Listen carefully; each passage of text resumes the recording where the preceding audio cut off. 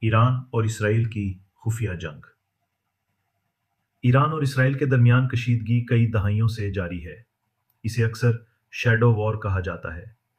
اس خفیہ جنگ میں شامل ہیں سائبر حملے، خفیہ آپریشنز اور ٹارگٹ کلنگ۔ 2010 میں سٹکسنیک نامی ایک سائبر وائرس ایران کے نیوکلیئر پروگرام کو نشانہ بنانے کے لیے استعمال کیا گیا۔ اس حملے نے ایران کے سینٹری فیوجز کو نقصان پہنچایا۔ اس کے علاوہ ایران کے کئی نیوکلیئر سائنسدان نامعلوم حملوں میں مارے گئے۔ ایران اکثر ان حملوں کا الزام اسرائیل کی خفیہ ایجنسی موساد پر لگاتا ہے۔ ایران کا نیوکلیئر پروگرام۔ ایران کا کہنا ہے کہ اس کا نیوکلیئر پروگرام صرف پرامن مقاصد کے لیے ہے، لیکن امریکہ اور اسرائیل کو خدشہ ہے کہ ایران ایٹمی ہتھیار بنانے کی کوشش کر رہا ہے۔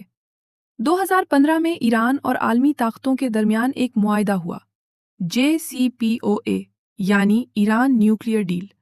اس معاہدے کے تحت ایران نے اپنے نیوکلیئر پروگرام کو محدود کرنے پر اتفاق کیا۔ بدلے میں اقتصادی پابندیاں ہٹا دی گئیں، لیکن 2018 میں امریکہ اس معاہدے سے نکل گیا اور ایران پر دوبارہ سخت پابندیاں لگا دی گئیں۔